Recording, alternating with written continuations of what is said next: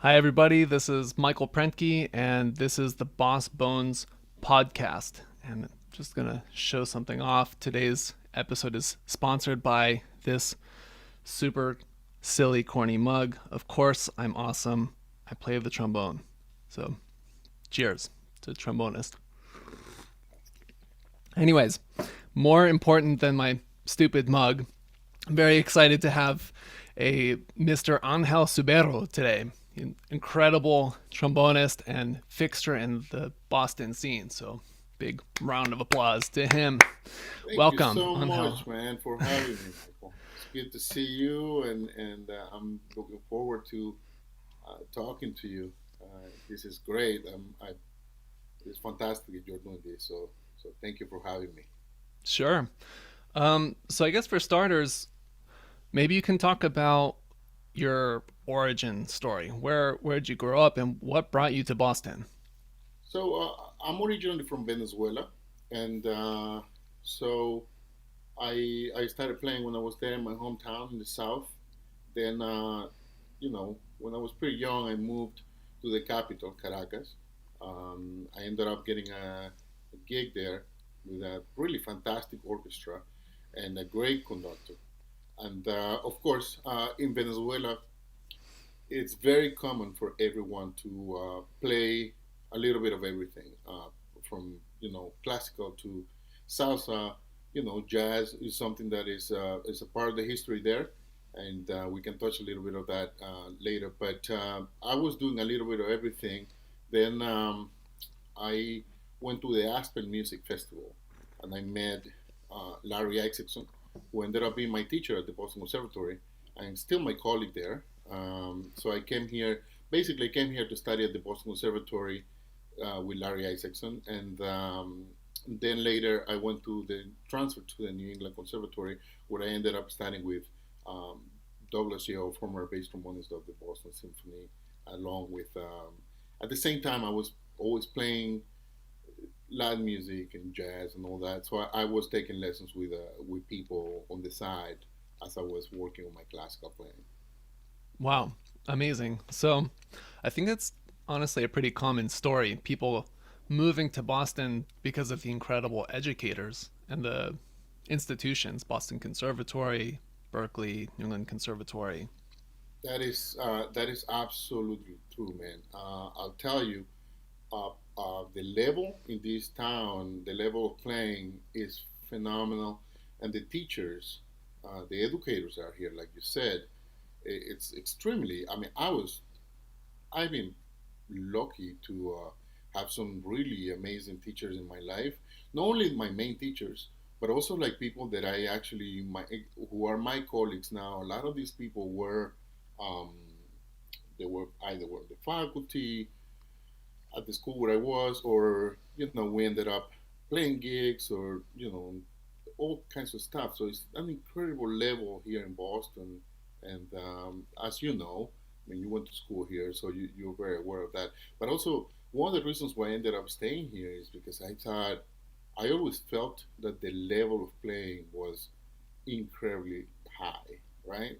Besides getting an amazing education and getting the opportunity to study with some incredible people, I got to experience just listening to so many phenomenal players. So the level is so high here, and it still is, and it's what kept me. It's one of the things that I feel very fortunate about living here. It just keeps you on your toes. Hmm. Yeah, that's interesting. I feel like one thing that I've noticed as a, you know, somebody who went to college here and has been here for a while since is so what people call like the brain drain, like people leaving. It's like they come here for college and then they leave. It's kind of rare that people come here for college and stay for a long time like you did. That's Um, true. I'm wondering what's keeping you on your toes? Like what kind of keeps you pushing to the next level, motivated? Well, I'll tell you what, man. When I was still in school, I got what what I call the big break that I had. And yes, as I said, I always been playing, Latin music and you know uh, jazz on the side and all that stuff, which is a huge, humongous part of my career. I've always had this kind of it's like a double life, if you if you mean it. I have this classical musician side, where I play all these awesome gigs, and then I have the it's like a nightlife, and remember, what was that movie, Ron Burgundy? Oh Where yeah, he sure, turns into Anchorman. yeah, Anchorman. He turns into a flutist, Right. jazz flute. Well, not quite like that, but it's something on those lines. So basically, I was in school, and the person who used to do all the work uh, here in Boston as a bass trombonist, Mark Cantrell, is a dear friend of mine. He's actually now the president and CEO of the Florida Orchestra. Phenomenal, Wow. but also like phenomenal bass trombone player, but multi-talented. I mean, dude could he had many phases in his life where he was doing all kinds of different things. And Hmm. anyway, he sort of decided to step down from playing for a little while, and that's when I got my break. So being when I was at NEC, um, I started playing with the Boston Pops. A few months later, I became what they call a regular substitute with the symphony, and also with the Boston Pops Esplanade Orchestra. And for many years, and still to this day, I still play with them, and I'm one of the they call it uh, first call sub or first call substitute, or in the top few people. So I'm very fortunate to have played with them with that orchestra for such a long time. So yeah, so when I was a student, of course, as I said, classical music is always been a thing because in Venezuela, I don't know if you're aware, but you probably know. I mean, El Sistema is a big part of it. It's the youth orchestra Sure. program, where basically, um, at least my generation, and I think a generation before, everyone has is classical trained. Even though you can concentrate on whatever, but everybody has a pretty strong foundation of playing the instrument as a from the fundamentals and classical training. So, of course, when I was in school, I I was very much focused on being the best trombone player I could be, but also I wanted to learn the art of orchestral playing, which is an auditions, which is something that is very, very, very. It's a particular thing, it's an art on its own, taking auditions and all that. And so I was pretty focused on all that business, and I noticed that I just, I took a few auditions, not too many, but I noticed that as I travel, either with the orchestra or on my own playing with other groups and stuff like that, I just noticed that the level here was extremely high. And one of the things for me, not just in classical music, but in every aspect. So you asked me why I stayed here. One of the things that keeps me on my toes is just the extreme high level of playing coming from students and coming from professionals. And there's always I remember the very first time I got to play with the Boston Symphony Brass Ensemble. It was a really amazing experience because I got there and I prepared my part and all that, like what you're supposed to do, right? And then they played and it was fantastic. Then the second rehearsal was better, and then the third rehearsal was better. And I was like, that's when I understood. I was like, okay, this is what this is what it means to be in a professional orchestra. Like you know what I mean. So for me, that sort of just being in that environment where I feel like I have to keep pushing the level is one of the things that I love the most. And yeah, so I decided to stay here. I love the city. First of all, I love Boston. I think Boston is an awesome town. A lot of people might disagree with me. As you said, a lot of people come here, go to school, they go somewhere else. I just like the quality of life. As I said, I love the level of music playing here. You can find anything here, from jazz to contemporary music to symphonic stuff. Not just the Boston Symphony, but also you have the Boston Philharmonic and many other fantastic orchestras. Boston Modern Orchestra Project, all kinds of things that And then the Baroque music scene here is pretty unique, Mm-hmm. and kind of like a lot of people don't know about it, but Yeah. dude, when was this? This is a few years ago. They had someone do with the Boston Baroque Music Festival, which happens in the summer. I'm pretty sure. They Mm-hmm. had Mozart's violin, and they had an What? expert. Yeah, and they had an expert talking Whoa. about it. So when you have, and not only just in music, but you have the museums, you have everything here. I think it's a pretty unique city, and I love it here. So, and that for that, those are the reasons why I'm here. I'm lucky that I'm always getting involved in situations where um, I feel like I'm being pushed, and I'm always playing with musicians that I actually love to play with, and they inspire me. They're really good friends of mine, but also they are phenomenal players. So, I mean, it's a long answer to your question, but I don't know. I love it here, man. I just think it's a hip town, and you have so many people that are, I wouldn't say that they're hidden jewels, but they are people who you don't hear about enough. Now with social media, it's a little more out there, but I mean, there are people here, man, that are just phenomenal musicians, and a lot of people don't know about that. So, yeah. Yeah. I want to ask you a little bit about this really fine line that you straddle. I think a lot of people struggle with it, that is sort of being like multilingual in music. Like, not like you very expertly are sort of straddling the classical world and also Latin music and jazz music. I know you have your own project, the Latin Logic project, and you're playing with jazz big bands, the Brian Thomas, Alex Lee Clark big band, and John Allmark. So you're kind of doing Latin club stuff, like smaller group, playing with big band, and you're also playing with the classical world. And I know that that can be really precarious.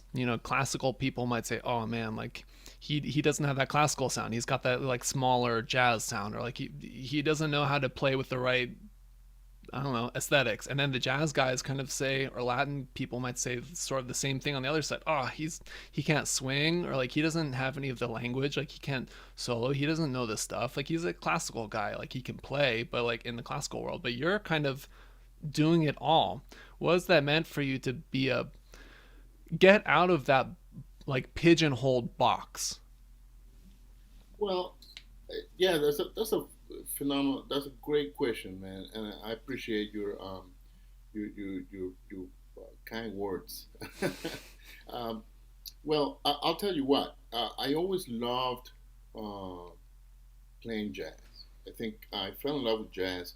The very first album that I heard was the Persuasive Trombone, Ulrich Green, Mm, and I just yes, the playing is still my favorite album, right? But yeah, I felt that the ensemble playing in that big band was in that album was phenomenal. Conrad Gozo playing lead. It's just phenomenal ensemble playing. So I've always loved music, all types of music, right?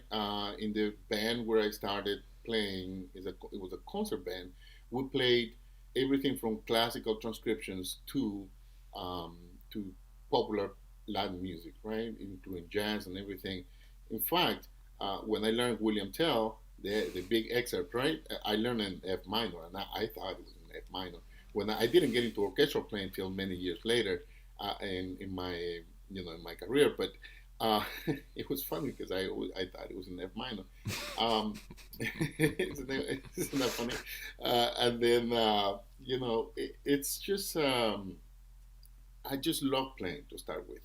So I I love playing. It don't matter what style it is. One of the things that I always wanted to do was to play music at the highest level possible. It doesn't matter what it is. So and of course, like playing with people that you know and that you trust, it's super cool because people that a lot of people are your friends, and they're musicians that you admire, whether they are younger than you are or they're older than you are, right? So it took me a long time. In fact, I was always trying to figure out the chop situation, just because I do pretty extreme things. So I play bass trombone in symphonic orchestra or symphonic setting to the big band playing that I do. It's fine, but the big bands where I'm at right now over the years, for example, like Felipe Sales, who is a phenomenal writer and saxophonist, he writes some of the hardest stuff. It's like Stravinsky meets Bartok, Shostakovich, Bill Evans. Like it's a mix of Frank Zappa, crazy stuff with Latin. So the stuff that he's writing for bass trombone, first of all, the book is written for me, and he just pushes. I mean, the stuff that he's writing, sometimes I just look at it and I'm like, wow, it's like incredibly hard and challenging. So it's super cool when people are writing for you. Now, as far as the chops and going back and forth between styles, I think it took me a while to figure out the chops, just going back and forth between playing tenor and lead on the salsa band, and then picking up the bass trombone, and and creating the sound or maintaining the sound or trying to figure out something. I remember some of my first lessons with Doug Yeo. We didn't talk much about chops, but I was struggling with consistency. That was a problem. One day I would sound really good and feel great. Then, next day things are not there, and especially after a weekend of gigs, like it's hard. So he told me, it was like, I think your embouchure has two memories. And doesn't know where home is, and meaning which mouthpiece or what's home. Um, so I decided, because I was focused on my bass trombone playing, which is my primary instrument. Um, I said that's home. So I try to start my day and end my day on bass trombone if I can. Of course, I mean, if you have a gig, that's fine. But I try to start my day on bass, and I would say, you know, 60-70% of my practice is on bass. And then, I end my day on bass. And that, but I think with the years, you learn a lot. I think I I made a lot of no mistakes. They weren't horrible. I get really excited. So and I love, as I said, I love to play, and sometimes that energy comes out as people think that it's just like, oh, why is he playing like that? Like he's just trying to show off, and it's not. It's just I love to play, and I think the great thing about getting older, I turned 41 in October, is that you learn a little bit how to control that energy, right? So, going from, symphony hall or playing big band charts at symphony hall is completely different than playing that same big band chart with the Brian Thomas and Alex Lee Clark big band. As you know, that band is phenomenal and it's awesome. But the amount of energy coming out of everyone's instrument when you play with that band is a complete different animal. So, and I love it. It's great, and it's cool because everybody's just digging what everybody's doing. Same, when I go down to play with John Allmark, it's a pretty unique. I mean, if you ask me about my jazz um, language or whatever I can play now, I think I owe it to the people that I played in that band with, and the opportunity that my friend John Allmark gave me. He heard something that and he believed in me through all the years. I mean, still to this day, and I always feel like I'm the weakest link in that band. You know, Mm. I mean, you're playing with, I don't know, Dino Boboni, Tucker and Tell. I mean, John sounds amazing all the time. Bob Bovey. I mean, you're just playing with really pretty phenomenal and world class musicians. So you learn a lot every time. So I don't know. I do a lot of listening. I do practice a lot. I love to play the trombone, so I do spend a lot of time practicing, and I just enjoy playing. I enjoy practicing because that's what allows me, gives me the freedom to have the confidence to play in these different situations. You know, whether it's uh, playing at Symphony Hall, Tchaikovsky Symphony with the Boston Symphony or the Boston Philharmonic, or going down to Providence and playing with the octet or playing with the salsa band, which is a complete different thing, which I love to do. You know, I'm very passionate about Latin music, and it's just hip. You know, it's just you get. I just love playing. You know, so I was wondering if maybe we could talk about the Latin music scene a little bit, um, and maybe you could shed some light. I wish I knew more. What I know is this. Um, Wally's has what, Wednesday nights? They have like Latin music on Wednesdays, Thursdays. Thursdays, Yeah. and and then La Fabrica opened a couple years ago, and that seemed like a game changer. But as far as those two spots, I don't really know where you can see live Latin music. And I also want to add a caveat that I've gone, not that I'm a salsa dancer at all, but I've gone with friends to La Habana Club Yeah. around the corner, and that place is packed. Is packed. Hundreds of people dancing, and they always have DJs. At least in my experience, I'm Yeah. wondering. It seems like there's a huge interest in salsa music, dancing. Why isn't there more salsa bands? Well, I'll tell you what. When I first got here, uh, we're talking about 20 something years ago. There was many places where you could go and hear live music. So it was very interesting. And being here, as long as I've been, it's been very interesting watching the how things have changed. You know, there used to be a place in the South End, Villa Victoria, where Sure, the cultural center, Jorge it Hernandez. just Uh, closed, right? yeah, and It's a shame. the building they tore it down. I mean, Yeah. it used to be like a church looking thing. Green Street Grill, which is right next door to Havana Club, where Havana Club is now. Mm. They used to have live music there. Wow. I think it was Fridays, Saturdays, Sundays. Johnny D's used to have a salsa night on Sundays.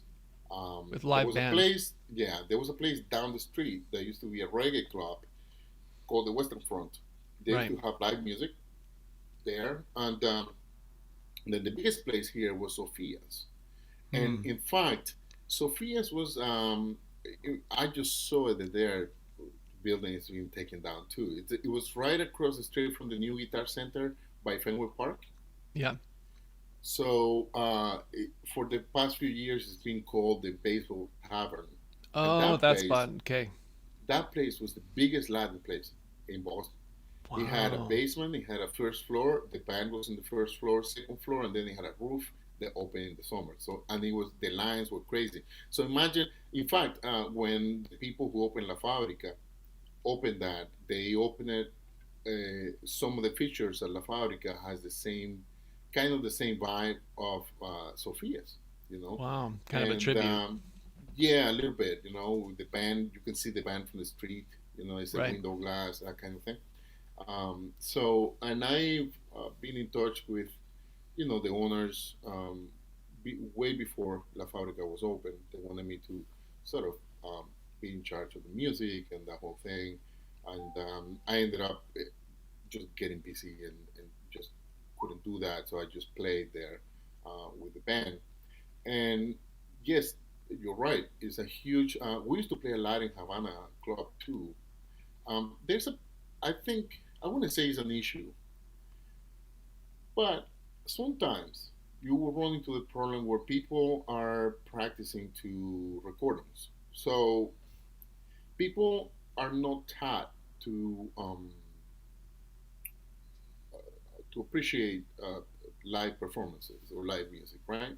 So sometimes, I'm not saying that's the case there, but a lot of times when we play there, if I hear people coming up to me, people will come, can you keep the song between 4 and 5 minutes? Don't, no more. Yes, it's right. Every now and then the band gets carried away and that kind of thing. There was another couple here that had a dance company, Masacote. Right. They, you know, it was great because they were teaching people about live music and all that business. But I mean, they sort of split up and but they used to do their thing at Riles. It was huge. It was Yeah, huge. Riles too.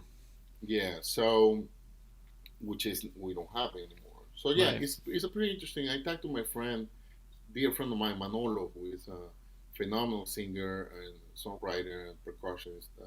We've worked together forever and on and off on different projects.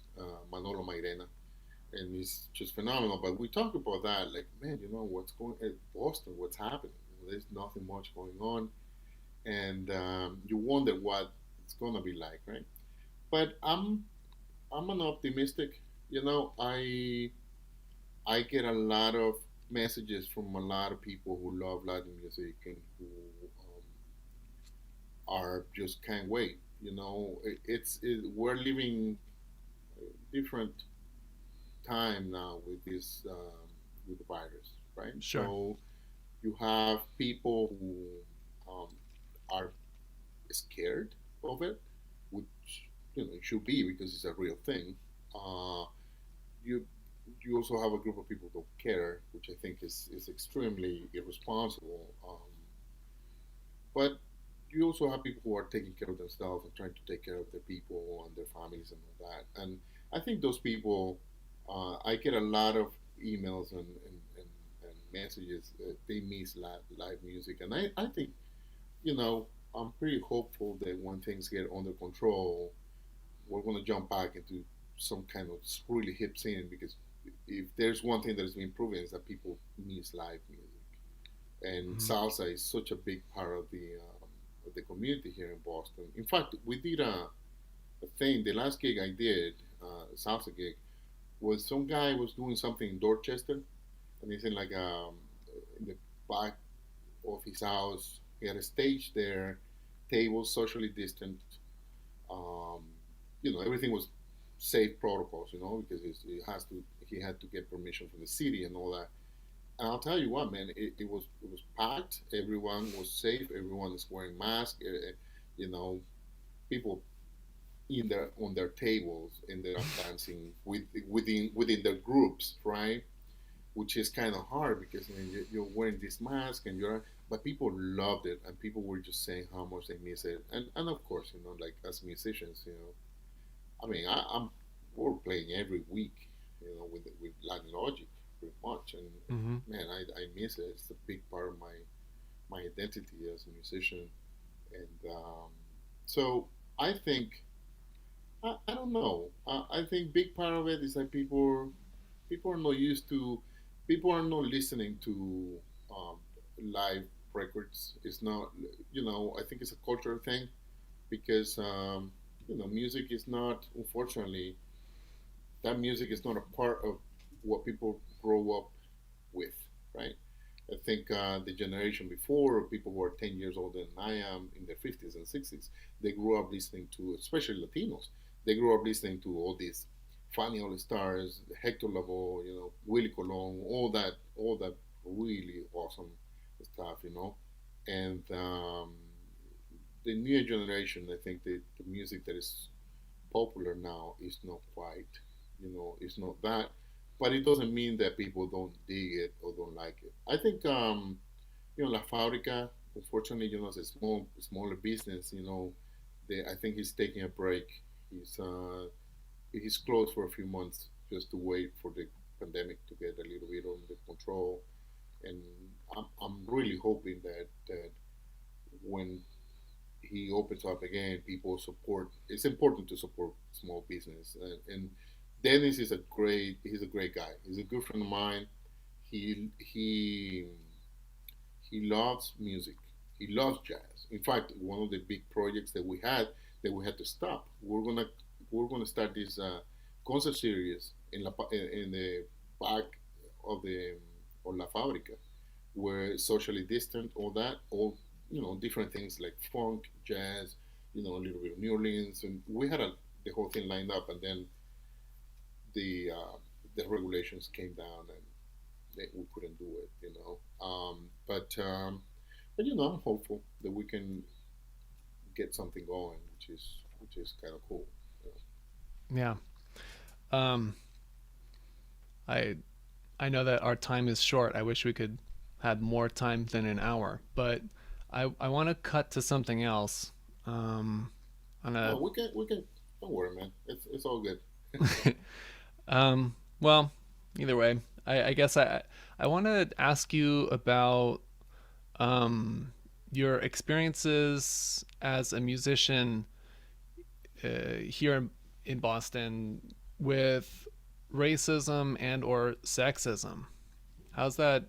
What has your experience been? Has that affected you or yeah? I'll tell you, I um I've been very lucky that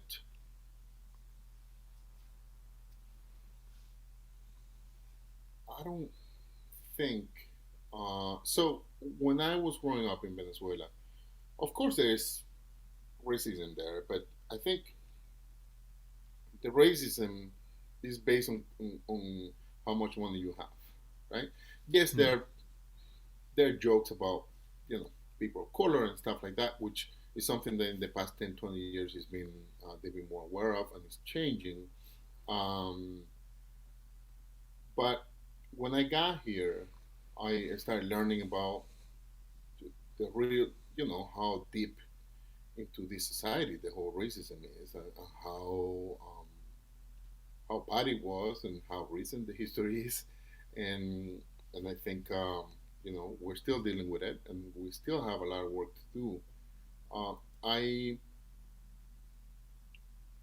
I I think I made a choice to ignore all that and focus on the positive, surrounding myself with people that are, you know, um, educated, smart, respectful, because that's where I wanted to be. Um, I wanted to be among people that I admire and I respected. Um, I'm not saying that it doesn't exist or it hasn't existed. It does exist. I'm not.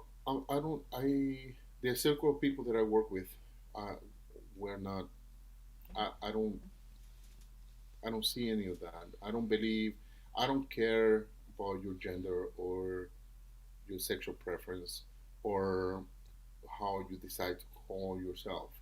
I All I'm interested in is just to get to know you and play with a great musician. And if you're a great musician, I don't. I really don't care. I I've had plenty of colleagues.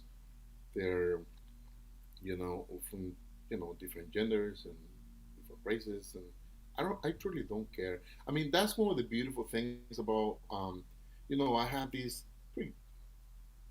I think a lot of people say that it's unique career, because some people tend to focus on one thing or the other, right? So some people focus on jazz and commercial music, or some people focus on Latin music and some other things and producing, or some people just do the classical thing, a little bit of Latin music here and there.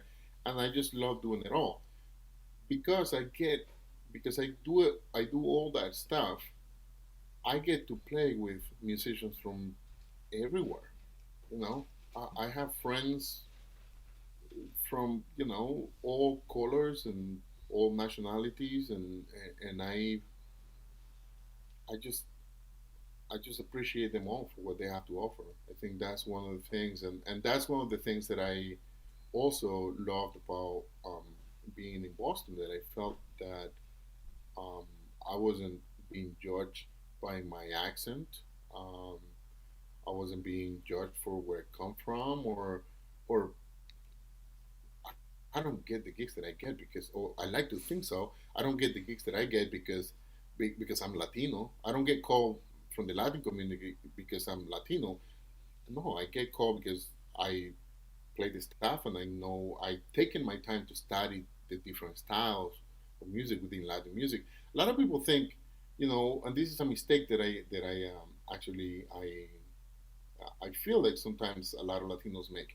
Oh, I grew up listening to that music. Well, that doesn't mean that you know it. There's a lot more to Latin music than just listening and growing up listening to Fanny All the Stars and knowing, oh, that's Hector Lavoe. There's a particular language. I mean, there's a particular way of playing the trombone when you play Willie Colon charts. There's a particular way of playing the trombone when you play Dimension Latina charts, which is a huge Venezuelan band. There's a particular way of playing the trombone when you play Puerto Rican salsa. It's completely different. And if you go from like the period where when salsa was playing, like the salsa movement in New York was happening, which is you have Willie Colon, Ruben Blades, you have Fanny All Stars and all that business, right? Then the Ruben Blades and Willie Colon mix was later, and the sound It started changing, right? Just because of the studio, the four trombones is a different color than the trumpets. Um, you also had La Perfecta, which is Palmieri, and then all of a sudden in the 80s, you have this whole new thing coming from Puerto Rico with um, with romantic salsa, which completely changed the entire sound of the trombone. And if you hear, it's a complete different way of playing. So within the particular salsa general term that everybody uses, you have so many styles, and also the other side of that whole thing, it's the way you play. I mean, I've spent a lot of time listening, talking to percussionists, listening to a lot of singers, listening to a lot of different bands, and listening to how people solo in particular. I love all style, and I've listened to, of course, Jimmy Bosch is a big influence, but I think the old flute players, like Charanga Banera. Oh man, it's like La Orquesta Aragon. Sorry, Charanga Banera is a different band. It's a more modern band. But there's a lot of really amazing bands. If you go back in the history of Latin music, Generoso, El Tojo, Generoso Jimenez, he Mm-hmm. recorded in 1965. Then you have Juan Pablo Torres. You have a lot of people trying to or talking or trying to be experts on this style, and they haven't really, some of them, not all of them, they haven't really taken the time to learn the style, and then everything, as you know, everything comes from Africa, right? So you have to learn the Afro influence of um, the how does a horn fit into a rumba, which is not particularly there. But if you listen to a singer, the singer is very in touch with what's happening with the drum that is the quinto, and also you have the clave and everything. So it's like a lot of elements that coming together, and also knowing how everything it's is fitting in within that particular style, and how that has influenced what we know what we know now as salsa. It's a two complete different things, so I don't know, it's a lot of elements and a lot of different things. I've loved all of it. I pay, I think, or I try to pay a humongous amount of respect to every style that I play by listening. And I think nowadays, going back to your original question, I think I went a little bit on the left side to the left side, but there's a lot. It's a very deep question. I can answer in many different ways, but I think because of I feel, I like to think that because of how much respect I pay to Latin music, the culture where it comes from, I think the people that I'm associated with, they learn, even if they didn't know about it, they learn how to respect it. Therefore, they respect the people. Therefore, they respect respect me as a musician, but also that's one of the things that I always felt too. As a trombone player, individual from South America, I feel like I'm not just here representing myself, but I think any little thing that I do, I think I don't want to say this, but you're kind of an ambassador. So you know, like if I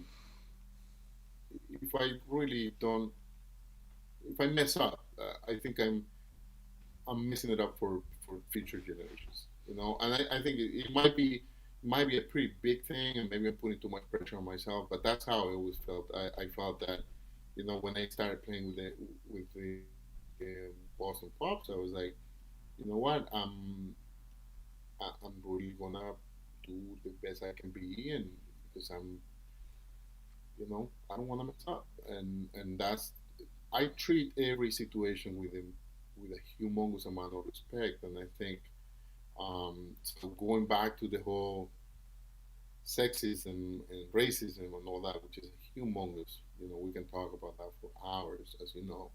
Um, yes, there is. We have to learn. There's so many people. It's very disappointing.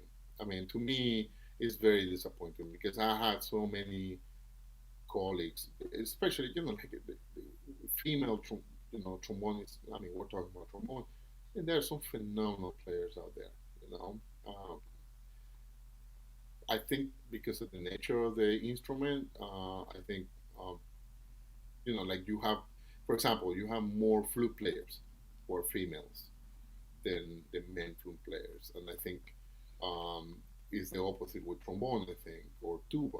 You know, so but that's changing. I hope. I don't know. It's pretty disappointing when you hear people just being just being stupid and just like, discriminating because of somebody's gender. I think there's something to learn about from everybody, and it's a huge battle that we're living in now. Now you ask me about racism. I in the music community, there was only one situation. It's a weird. It's a very. It's a group in pretty famous group, and they're located in Cape Cod. I'm not. It's a very weird scene when I went down there. That's all I would say.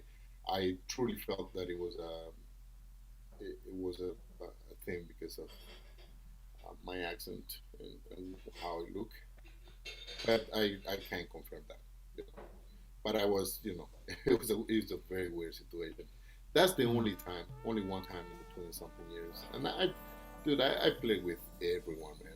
As you know, like I played with many, many, many orchestras and many salsa bands, many funk bands and jazz groups and all kinds of different things. You know, I've never, for me, maybe yes, it has happened. There have been occasions, but I just, I don't know. I know who I am. I know where I'm at, and I choose to, I'm not okay with that kind of behavior. And if it's in my hands, I call it off and I tell people, no, that's not right. That ain't right. Um, but yeah, but I don't engage in situations where you have to choose pick your battles. It's very hard to do nowadays with there's so much tension and anger out there. Like I think it's more important to just do the right thing, put a positive vibe, and then hope for the best. And just I think this. Yeah. That's a pretty big question, dude. You're like, I thought we were going to talk about trombone. Everything, It's everything. cool, man. It's cool. It's cool. I I appreciate it. love it. I love it. It's cool. All right, everybody, we're going to take a short break, so grab a snack, play some long tones, and we'll be back in a minute.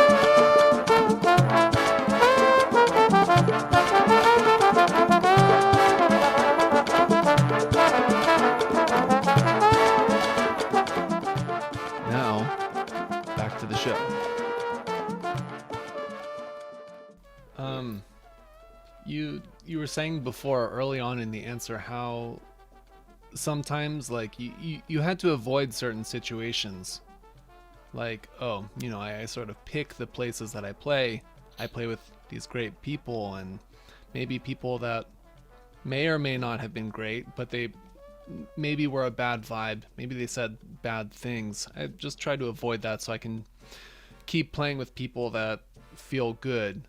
I guess I'm wondering what happens with the bad people, the people who are maybe No, like no, I didn't mean it. No, I didn't mean it that way. I meant it. You know, I don't know. I'm not aware of or the circle that I choose to. You know, I'm lucky enough now that I can pick the gigs that I play with the people on the gigs. That I play with. Right. I I'm involved in really great projects with really great people. Um, and I believe in that project because I believe in them as person, as human beings, And I think I don't know. That's sort of what I focus on entirely. I don't know. I don't know if we have. We're lucky to live in a town where um, it, it's fairly. Yes, it's very conservative. Boston is a very conservative town. I don't feel I think it's fairly educated. Yes, I mean if you pick and you go to certain places, yes, you're gonna find those type of people, right? Um, but I don't think it's as maybe other cities is worse. That's what I'm trying to say. I'm not saying that it doesn't exist. I'm saying I try to surround myself with people that actually are fairly progressive, educated, and respectful to others. As I said, I'm not okay with um, any of that other stuff. First of all, because I think I'm a minority, so or considered minority, according to the chart. So whatever, I was. You know what the problem is here, man? I'll tell you, and this is just my personal opinion. When you have labels, everything has a label here, right? And that's a problem. That's a problem. I think, why do I have to classify myself as white, black, Caucasian, Indian, Latino, Spanish, other? Like what? I don't like that. I think like starting from there, that's that's a huge issue. Because as I said, I'm not talking to you today because you're white. I'm talking to you today because you called me up and you presented a cool project, and I want to support your project, and that's why I'm here. You know what I mean? It doesn't matter the color of your skin. It doesn't matter where you come from. I mean, I think we spoke a couple times. Remember, like I think I hit you up for a gig or something, needed a sub, and it didn't work out. But it was I got your number from somebody. So like, oh, this guy plays really well. Call him up, and it was a last minute thing. And but I did. I'm not thinking. I'm never in my brain. I'm never thinking, oh, he's white or he's Latino. He's this like like my one of my favorite trombone players to play with in the salsa style is Jim Mesbauer. I right, mean, it's Mondongo. They call him right. Mondongo. That's his stage name, and Mondongo is, Jewish. He actually. Speaking of interesting people and the people that you can learn so much, I don't know anyone who knows more about Western music history and the history of Latin music than Mondongo. Like the Mm, entire, you can sit with that guy. I've sat with Jim and we've spoken so much, and I feel like I'm talking to. It's the best. I wish I had him as a music history teacher. mm, He is an encyclopedia, man. That guy is so smart, and also, that he writes a lot of music, and every single one of his pieces that he writes, which are very interesting, different formats. He's had different groups for a long time.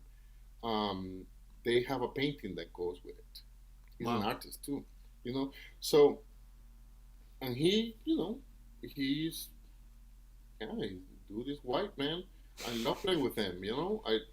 Such a great attitude, such a good dude. I mean, I remember, I used to do. In fact, I live in Roxbury, and there's a church that I used to play. Um, I used to play gospel stuff there with a gospel brass ensemble. Unfortunately, last year, the guy who used to lead the brass ensemble died. Funny enough, flute player. He loved low brass. So it Hmm. was like the ensemble was very. It's like two trumpets, a saxophone, him on the flute, then bass trombone, tuba, then Wow. trombone, and he was very low brass heavy. He loved it, and it was amazing because I'm playing literally. It's funny. Yesterday we celebrated, Martin, Reverend Martin Luther King birthday, and that's where he met his wife in that church. Oh, So okay. yeah, yeah, correct, Yeah, yeah, that yeah, church. yeah, 12 Baptist, Right, and 12th that's where we used to Baptist. play, and it was amazing. So yes, I mean, the night before I'm playing a salsa gig with a bunch of Latinos and all that, and a lot of times will be Mondongo will be playing and all that. The next day I'm playing gospel music, and it's amazing. It's like you learn so much from everyone. One of my favorite piano players to work with, um, her name is Rebecca Klein. She teaches at Right. Berkeley.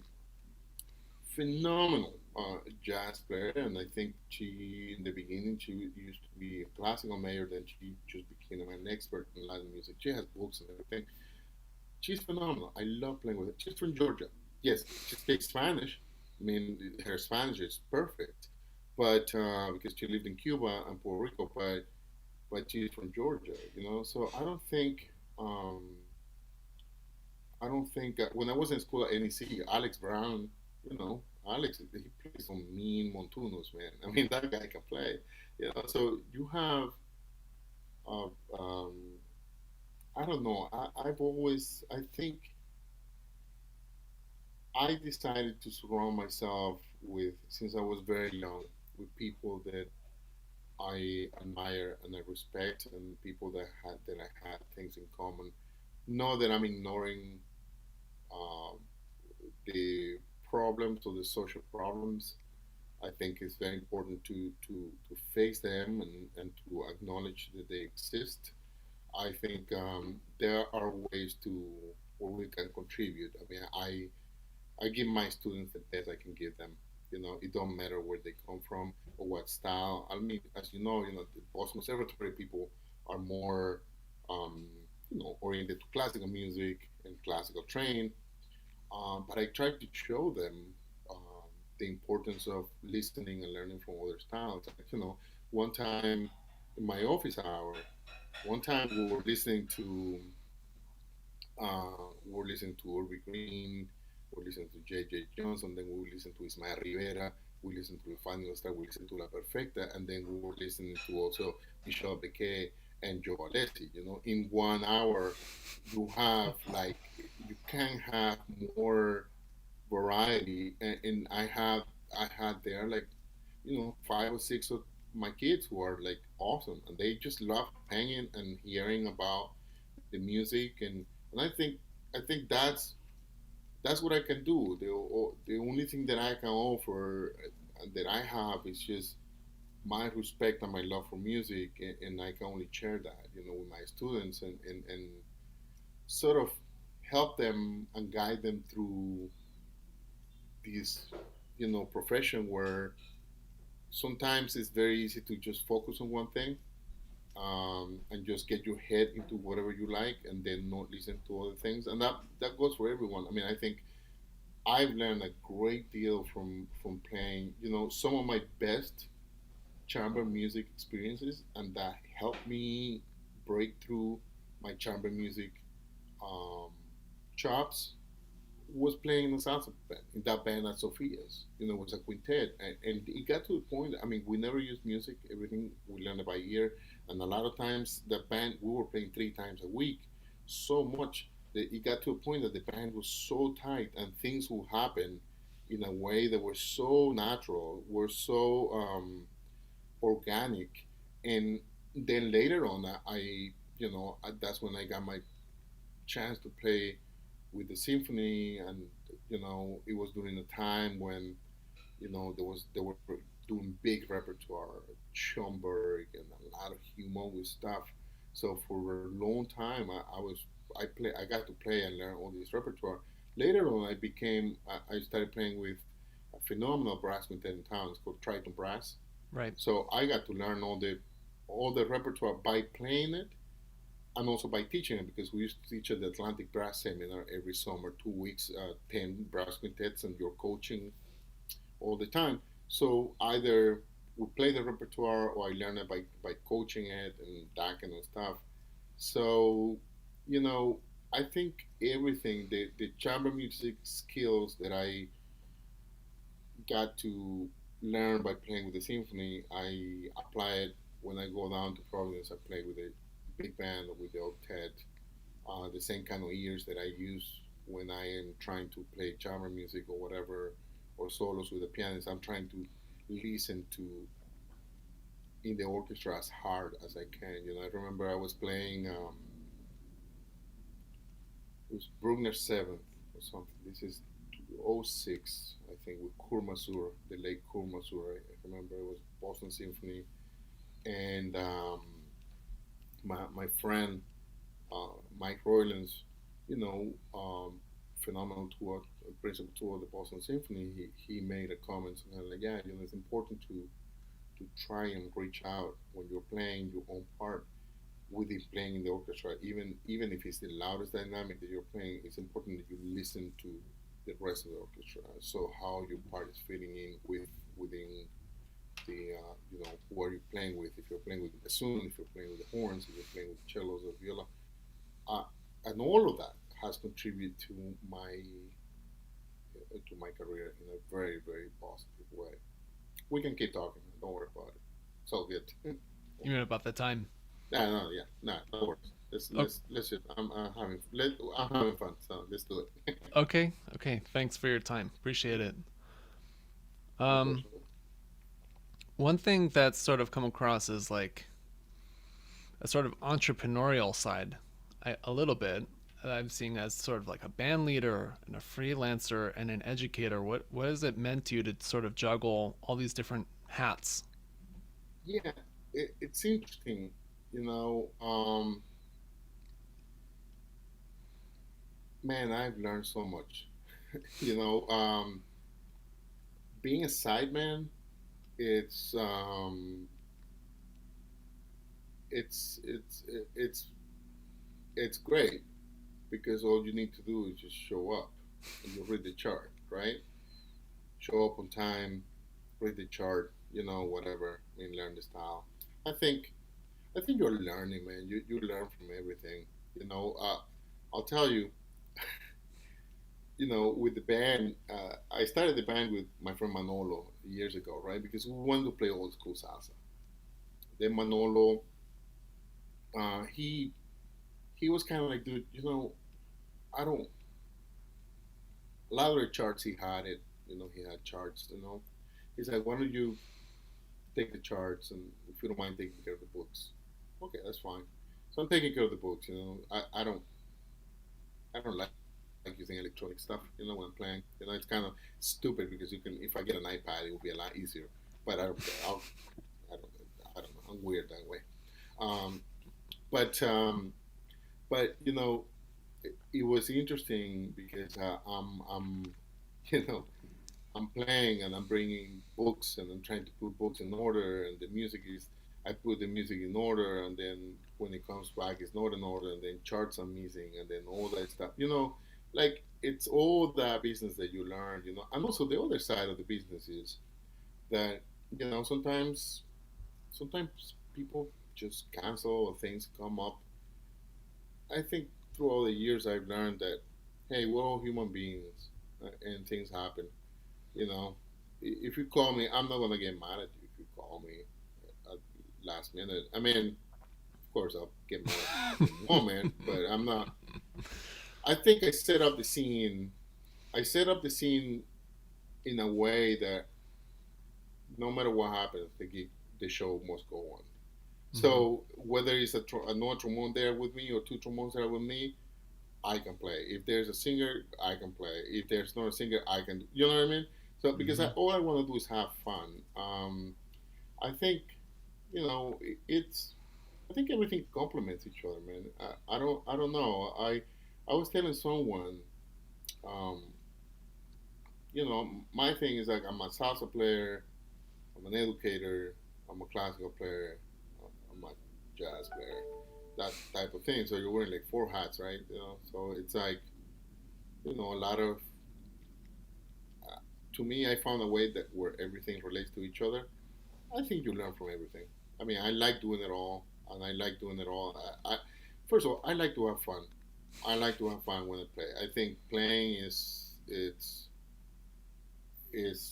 we're it's not the easiest profession. Being a musician is not the easiest route. If you want to make money, this is not for you. Um, but I think I can't complain. I have a great life. I live I live comfortable. I'm happy. I like everyone that I work with. I'm not going to I don't go and play gigs. If I know that there's a particular thing that I don't like, I just turn it down. I don't. I'm not. It's not that I'm like, oh my God, how am I gonna pay rent? No, I'm doing fine. You know. So I think I set up. I don't know. I didn't plan for this, but I think I set up my life so I can do whatever I want. Pretty much. I mean, I play with whomever I want, whenever I want, and I can go whatever I want. I don't have to. I'm not tied up to anything. Technically, I mean, I think I do better when there's no structure in my life. I don't. I wasn't. I've never been one of these people that fits in, or like I don't think I do well with the system. I was talking to one of my students, and he said, "Oh, the system it doesn't fit me, and I don't fit in." I was like, "Dude, I totally understand where you're coming from because it doesn't fit me either." Pretty different on particular player. I mean, I'll show up on time and all that. I respect people and all that, but it's I don't know. I think everything that you do, you learn from everything, and you learn from everyone. I play with plenty of bands, and I still play with plenty of bands. Like I play with this band, Frankie Rodriguez. He's in Lowell, in Lawrence, and he's had bands for the longest time. Like he accompanied, some of the major artists, and he shows up. He knows the music. He knows all the breaks. He knows everything. He knows all the cues. I remember when I first started working with him, I was so impressed, because he was so organized, and that's where I got my stuff. A lot of my stuff. Playing with John Allmark is phenomenal. I mean, dude, as you know, I mean, he's a brilliant trumpet player, but he's also um, an amazing leader. He knows all the charts. He inside and out. You have to sight read like crazy. I learned a lot there because there's no rehearsal. So he throws charts at you that are like, remember the last one day he sent a text like, "Hey, you guys try and show up. I mean, a couple of new charts, and then what's the name of that tune? Quick Silver Lining."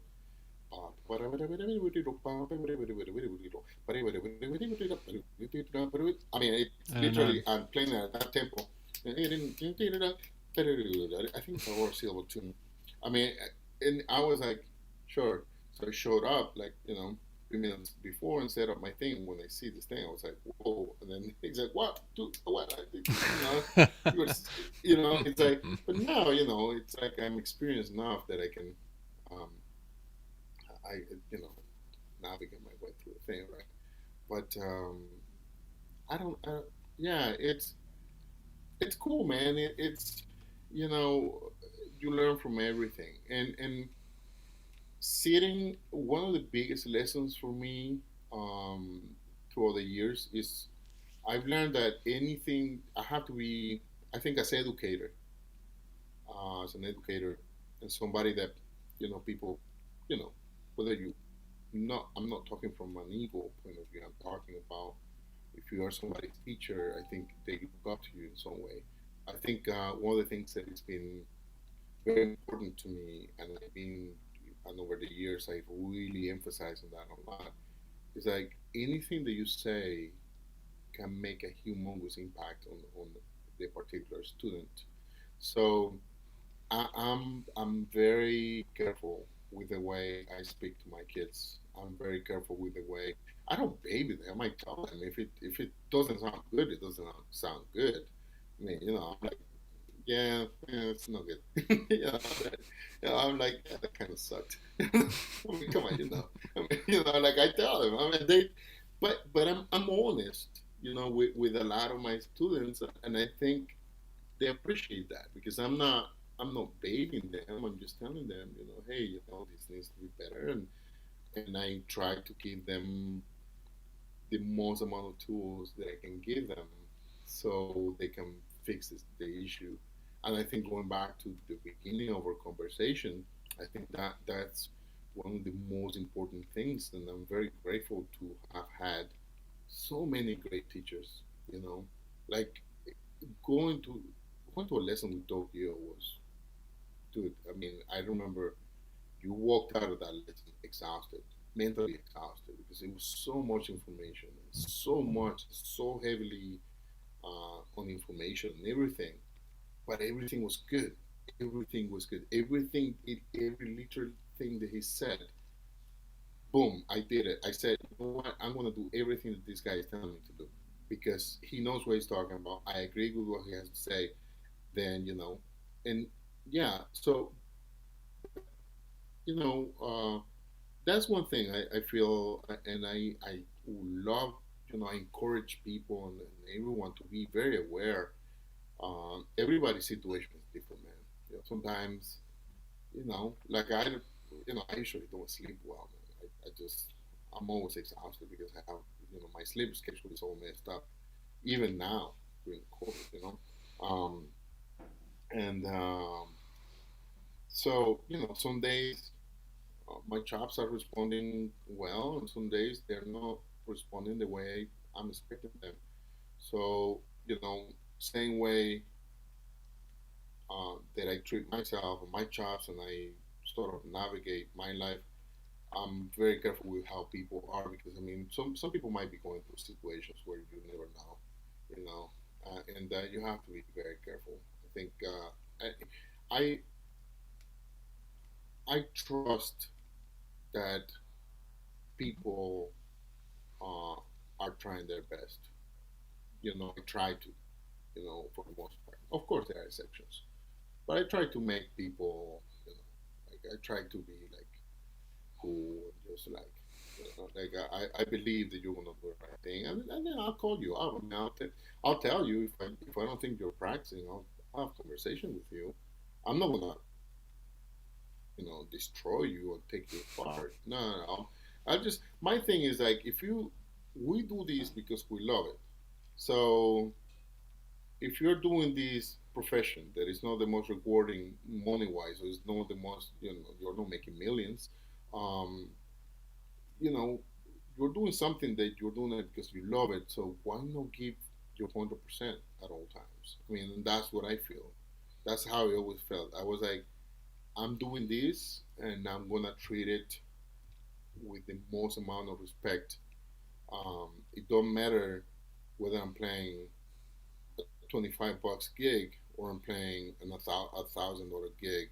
I don't care if it's salsa or a Bruckner symphony or Mahler symphony or a quintet gig. I'm always I'm always trying to give my 100%. And listen, sometimes you wanna play with musicians who are gonna be like, why are you on all the time? It's like some people get annoyed by that. That's why I I'm lucky enough now that I get to choose the people that I play with. So the people, as I said, I play with Felipe. He writes some really crazy stuff, really, really hard. Some of the hardest bass trombone writing that I have played. He has done it, Yet I get to play with a bunch of some of the most interesting stuff, between the colors. I mean, the bass trombone, he treats the bass trombone like it's a feature for the whole, whatever he writes. Um, with Alex and Brian, I mean, they write, and anybody can sit there and play my book, but I mean, I think I they're writing for going for a specific thing, a specific sound. Um, so I think they know me and they know how I'm gonna treat it.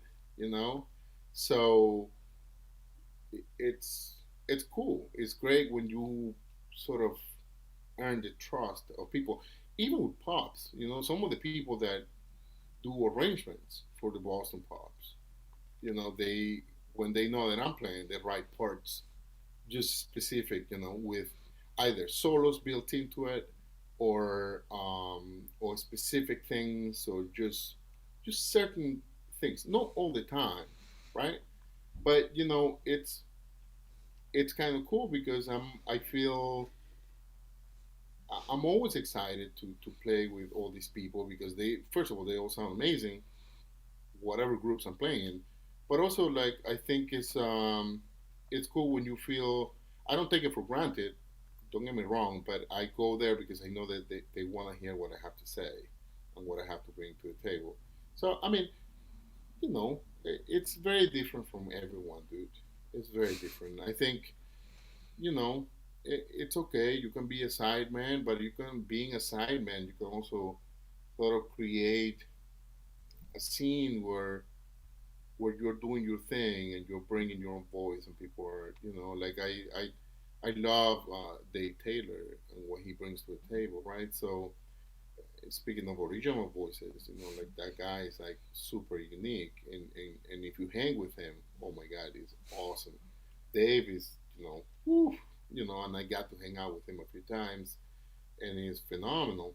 But but if you see the amount of dedication and how serious uh, they are about their craft and what they do. I mean, Dave Taylor is 75, 76 years old now. He still practices like 3, 4 hours a day, man. He sits in his practice room in his apartment and he just practices. Man. He's always practicing, working on new stuff, working on new music. So that's incredibly inspiring. That's what I'm saying. I can all I can focus on all the negativity that is out there and the discrimination and all that stuff and build the wall and like Mexicans and as you know a lot of people to a lot of people we're all Mexicans. A lot of people don't know the difference between where's Mexico, where's Brazil. One time no somebody else said, oh, is Venezuela in Brazil? I was like, no, it's next to it. But I mean, I don't- yes, it's kind of offensive, but at the same time, I, dude, you gotta pick your battles, man. You gotta pick your battles, and you gotta see.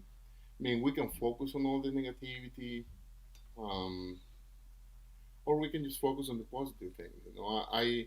I love how aware people are of the social issues, and I love that a lot of people are so aware and they're trying to do so much to make a difference, and it's amazing to see that. It's wonderful, wonderful to see that.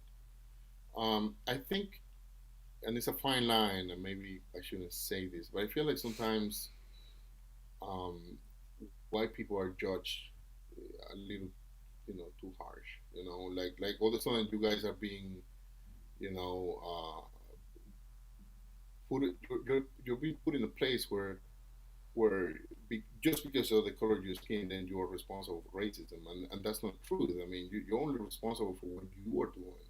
I think so I can't make you responsible for everything. I mean, if you're supporting that and if you're part of that, then of course I'm going to judge you and I'm going to be, we'll have a different type of conversation. but um, but the fact is that it's not your fault that whatever happened, a week ago, in DC. It's not your fault. I mean, it's the same thing. Yes, I mean, you can generalize about Latinos. There's a lot of people who did things that were bad, but there's a lot of us who are trying to do the right thing. So I think in general, you can't you can't generalize and once again putting labels on people. It's a very dangerous thing, and it's a big problem. It's a big problem, and I'll tell you, man, I just I just love working with everyone, man. Like I've been lucky. I've been lucky. I have very special friends who are Latino, very special friends who are African Americans, very special friends who are white.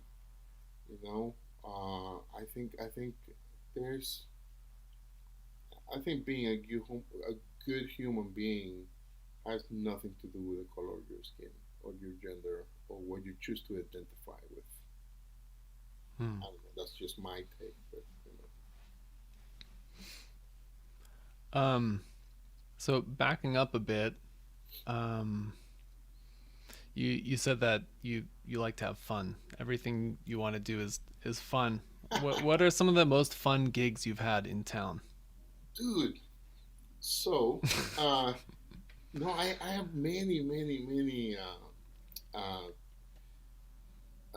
scenes where I have fun. I mean, I think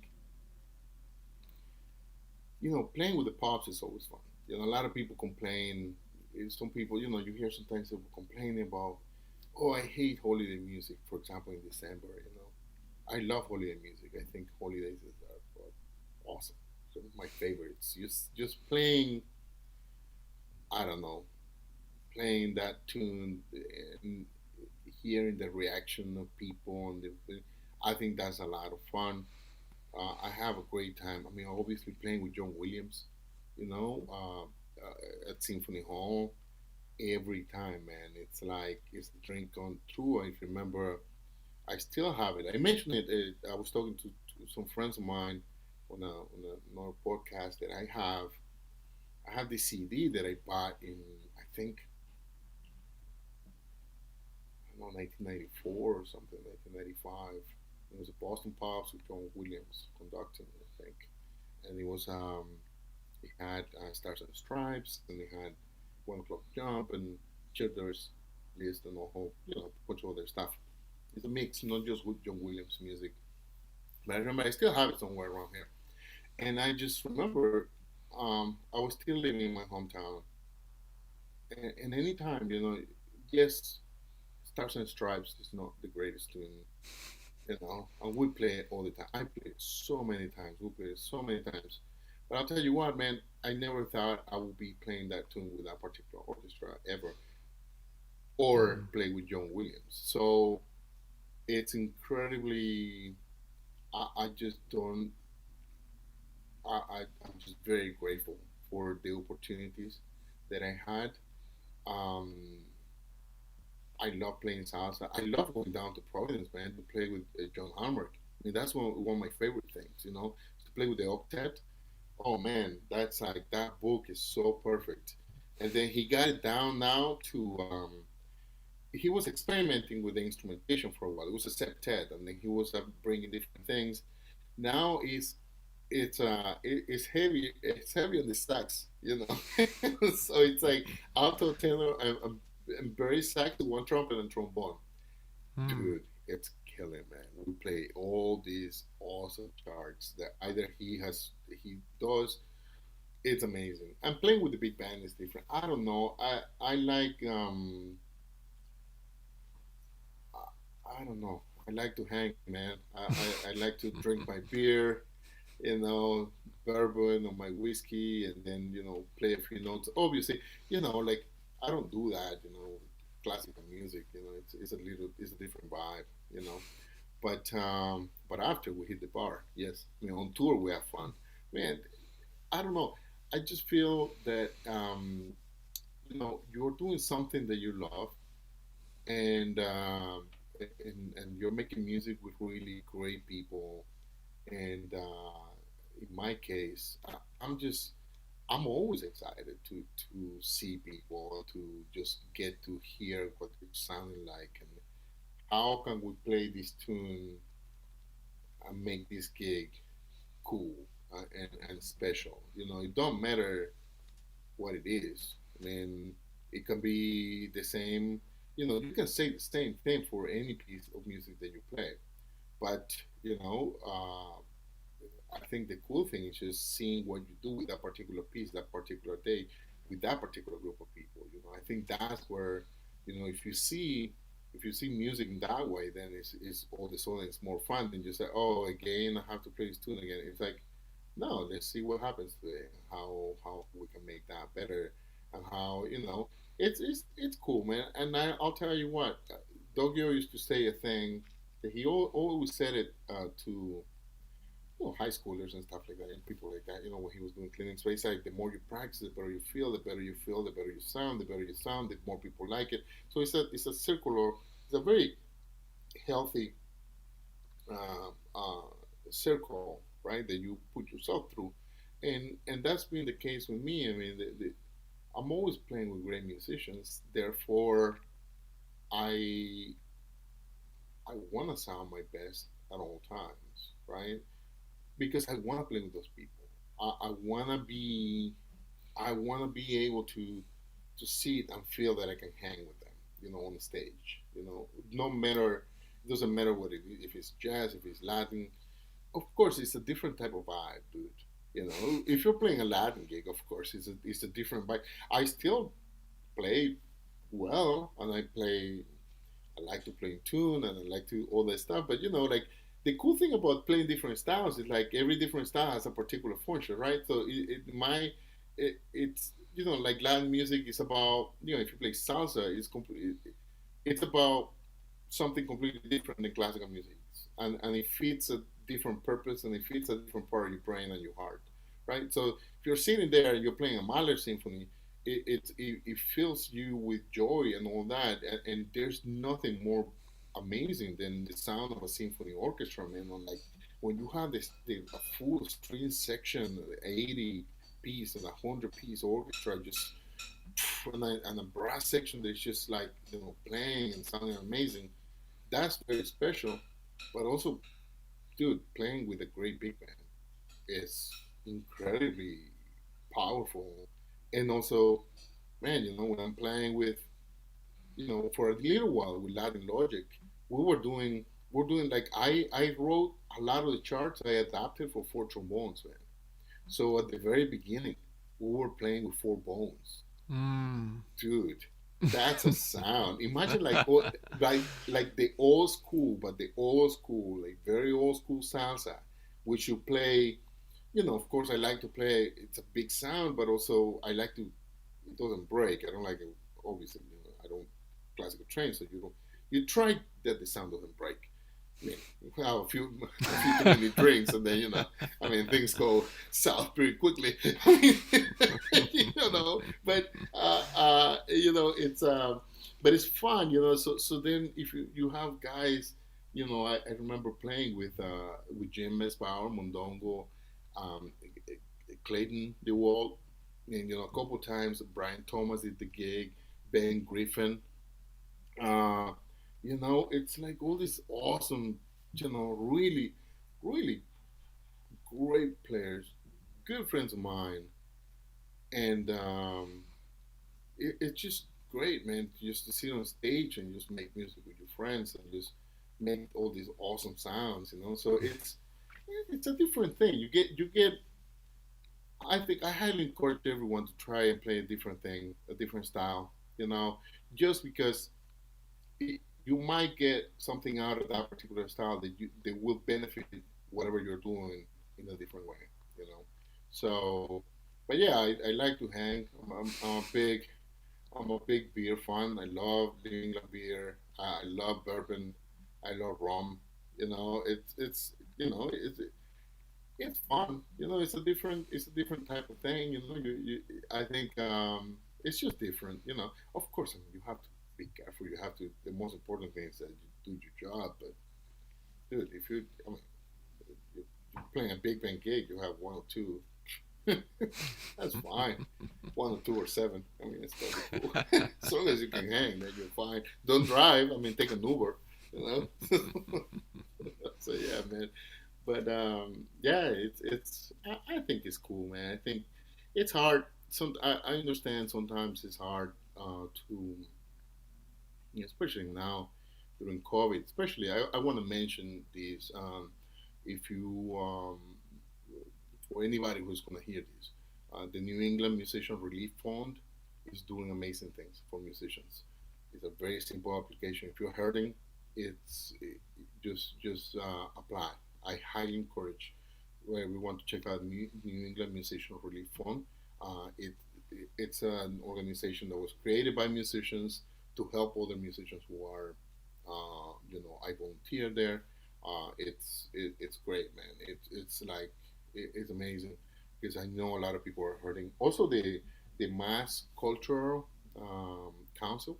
It's a big cultural organization. It's a lot bigger, but they just released a a thing online that they are doing. They have a pretty big grant where they are helping musicians. Same deal.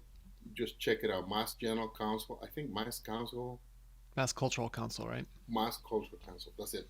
And check it out. I mean, for anyone, if you're, you know, I'm pretty lucky that I've had I have a pretty nice situation where I teach at Berkeley and I teach at the Boston Conservatory, and that's been incredibly, um, you know, it's been a blessing for me. Um, as you know, every concert was canceled. We did a couple of things with the Salsa band during the summer, but nothing really much. And I think it's gonna be we have a long ways to go still. So please, anyone check out those sources. I mean, there are organizations trying to help.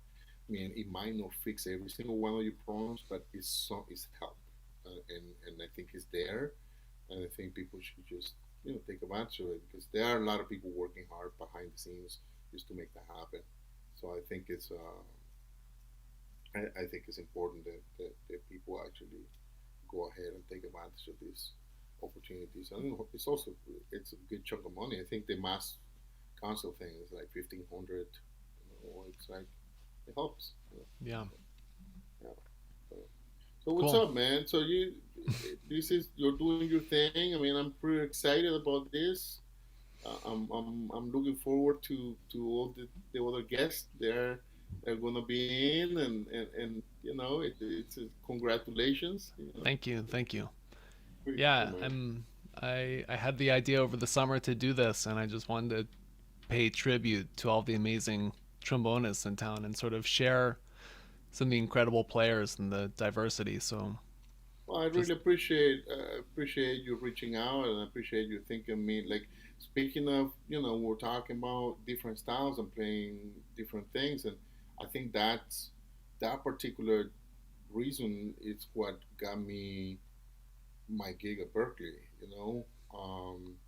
Just the fact that I have this very strong classical background, but also I played a little bit of everything.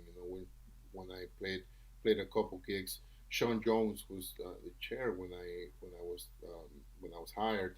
I was at the conservatory already once again because I was playing with pups and Boston Modern Orchestra, these and that and all these different groups. So I got the teaching thing at the Boston Conservatory, and then a bunch of years later, then I got involved with Berkeley, and it's great because at the time it was John Fayetta in the faculty and Marshall Gilks, you know. So two incredibly strong players and phenomenal teachers, but also we happen to agree on many levels about the teaching the trombone and teaching fundamentals and teaching the basics of improvisation. Of course, like Marshall was taking care of the higher level people, and as far as jazz goes, but like there's always been we're always dealing with different levels of playing, and people always coming. Now Fayette he lives in Cleveland, and Marshall is no longer at Berkeley, but they're looking for full time, but it's me now, John Yao, who is a great teacher, and I mean the rest of the faculty is great. So I think I don't, I don't think everybody has to go at it in the same way that I'm a, I like to have fun, but I'm pretty intense when it comes down to practicing. I'm pretty serious about all the stuff that I do. I have to be.